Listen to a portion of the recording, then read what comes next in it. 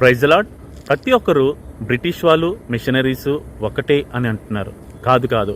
ఈ వీడియో ఆఖరి వరకు చూడండి. ఇద్దరు ఒకటా కాదా అని మీకే తెలుస్తుంది. బ్రిటిష్ వాళ్ళు అంటే మన భారతదేశానికి పరిపాలించడానికి మాత్రం వచ్చారు, కానీ మిషనరీస్ యేసు ప్రభు వారి ప్రేమ ప్రకటించడానికి వచ్చారు. మీరు గుర్తుంచుకోవాల్సిన విషయము, ఇదిగో మన భారతదేశానికి స్వాతంత్రం వచ్చింది కదా, 1947లోని మన భారతదేశానికి స్వాతంత్రం వచ్చింది. దానికి ముఖ్య కారణము మిషనరీస్. అంటే మీరు నమ్ముతారా? చార్లెస్ ఫ్రీడ్ ఆండ్రూస్ మన భారతదేశానికి గొప్ప మిషనరీగా వచ్చారు. ఆయన 1871లోని లండన్లోని జన్మించారు. 1904లోని మన భారతదేశానికి అడుగుపెట్టారు మిషనరీగా క్రీస్తు ప్రేమను ప్రకటించడానికి. బ్రిటిషర్స్ మన భారతదేశాన్ని అణిచివేయడము, వెలివేయడము, చాలా హీనంగా చూడడము ఎప్పుడైతే చార్లెస్ ఫ్రీడ్ ఆండ్రూస్ గారు చూశారో తప్పు.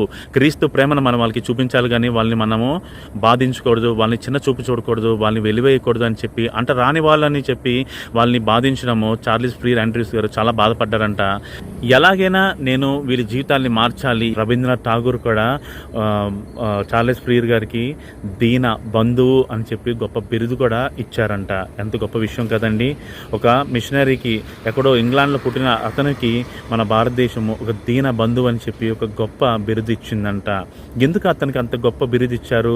ఎందుకంటే యేసుప్రభు ప్రేమను మాత్రమే ప్రకటించడానికి వచ్చారు. అతనికి ఉన్న ప్రతి డబ్బు, ప్రతి రూపాయి కూడా భారతదేశంలో పేదలకి, అంటరాని వారు అని పిలువబడుతున్న ప్రజలకి వాళ్ళకి ఖర్చు పెడుతూ వాళ్ళకి యేసుప్రభుని ప్రేమని తెలియజేస్తున్నారంట. బ్రిటిష్ వాళ్ళతో మాట్లాడి, ప్రధానమంత్రితో మాట్లాడి, అక్కడికి వెళ్ళి మీటింగ్స్ పెడుతుంటూ తన పుట్టుక స్థలంలోకి వెళ్ళి చార్లెస్ ఫ్రీడ్ ఆండ్రూస్ గారు ప్రధానమంత్రితో, మంత్రులతో అందరితో మాట్లాడి భారతదేశం చాలా అణిచివేయబడుతుంది, వాళ్ళని బాగా హింసిస్తున్నారు, దయచేసి వాళ్ళకి స్వాతంత్రం ఇవ్వండి అని చెప్పి వాళ్ళతో బతిమాలాడుకుంటూ వెళ్ళారంట ఈ చార్లెస్ ఫ్రీడ్ ఆండ్రూస్ గారు.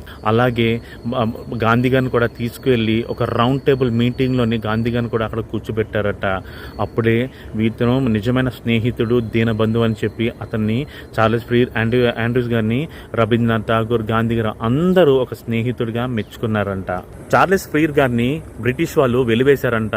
నువ్వు బ్రిటిష్ వాడై ఉండి, తెల్లదొరవై ఉండి భారతదేశానికి నువ్వు సాయం చేస్తావంటే, భారతదేశానికి కాదు, ఆ దేశానికి కాదు, నేను యేసుప్రభు ప్రేమను అన్ని దేశాలకి నేను ప్రకటించాలని ఆశపడుతున్నాను. భారతదేశంలో హిందీ నేర్చుకుని మరి ఇక్కడే ఉండాలి, ఈ పేద ప్రజలకు నేను మంచి చేయాలని అనుకున్నారంట.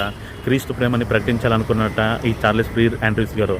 ఇదిగో భారతదేశానికి స్వాతంత్రానికి ఇతను కూడా ఒక ముఖ్య కారకుడు.